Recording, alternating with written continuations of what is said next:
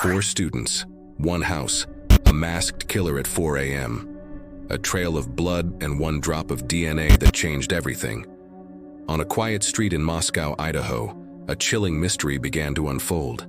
It started with whispers, then headlines, then a nation demanding answers. At the center of it all was a single clue left behind on a knife sheath. A clue that would unravel a story of obsession, horror, and a suspect hiding in plain sight. November 13th, 2022. For 4 friends, Madison Mogen, Kaylee Goncalves, Xana Kernodle, and Ethan Chapin, it was just another Saturday night. They were young, vibrant, and full of life, asleep in their off-campus home. But in the pre-dawn hours, an intruder shattered their peace.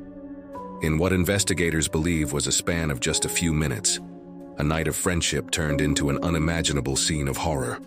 The house on King Road, once filled with laughter, fell silent. In the morning, the world would awaken to a tragedy that defied explanation, leaving a community and a country in shock. Who could have committed such a brutal act, and why? The search for answers had just begun.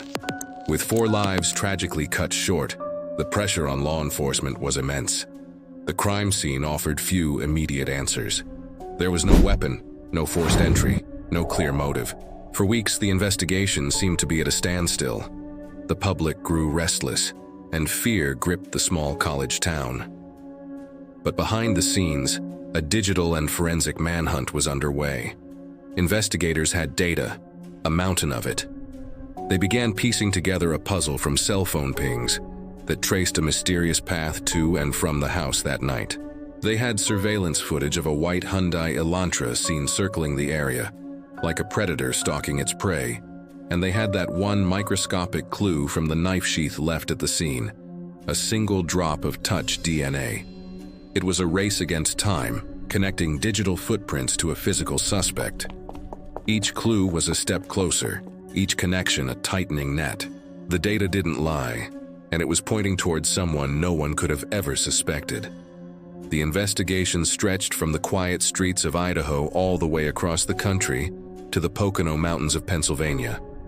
On December 30th, just before the new year, a SWAT team descended on a family home.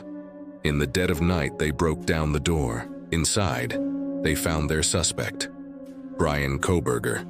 The arrest sent shockwaves through the nation. He wasn't a drifter or a known criminal. He was a 28-year-old Ph.D. student in criminology at a nearby university. The man arrested for this horrific crime had spent his academic career studying the minds of killers, dissecting criminal psychology, and analyzing the very patterns of behavior he was now accused of. The irony was staggering. He had studied the abyss, and now the abyss was staring back.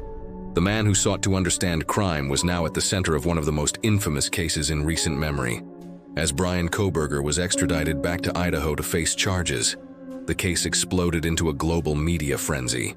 Courtroom sketches and mugshots became viral sensations. Every detail, from his stoic demeanor to his academic writings, was scrutinized by millions online.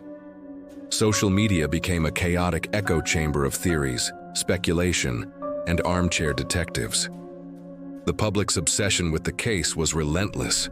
Was he a modern-day Ted Bundy? A calculating genius who made a fatal mistake? Or was there more to the story?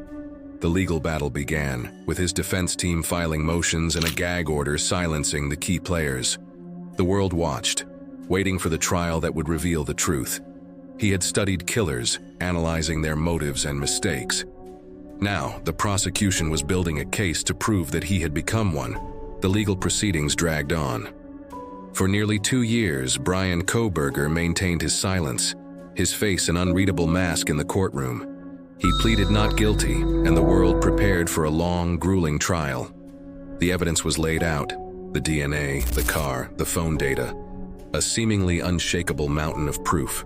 The victims' families sat through countless hearings, their grief a constant, painful presence in the courtroom. They waited for justice, for answers, for closure. The world waited for a motive. Then, in a stunning turn of events that no one saw coming, the silence was broken. In a pre-trial hearing standing before the judge, Bryan Kohberger changed his plea. He spoke one word: guilty. The courtroom, once buzzing with anticipation, fell into a deafening silence. The chaos of the investigation had finally given way to a quiet, chilling confession. With that single word, the questions that had haunted the public for years were finally answered. The mystery was solved, but the pain remained. The house on King Road, a symbol of so much tragedy, was demolished, its foundation wiped clean from the earth. But the memories of Maddie, Kaylee, Xana, and Ethan could not be erased. In the place of headlines and courtroom drama, a new narrative began to grow, one of remembrance. The community came together, planting tulips and lighting candles. Scholarships and foundations were created in their names, ensuring their bright spirits would continue to inspire and help others. They are remembered not for how they died, but for how they lived, as cherished daughters, sons, sisters, and friends whose light, though extinguished far too soon, will never truly fade away. Justice was served, but the cost was immeasurable.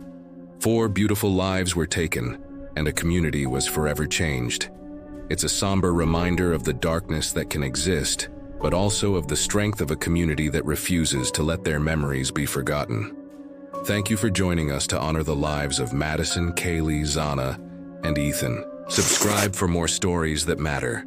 Remember them and hold your loved ones close.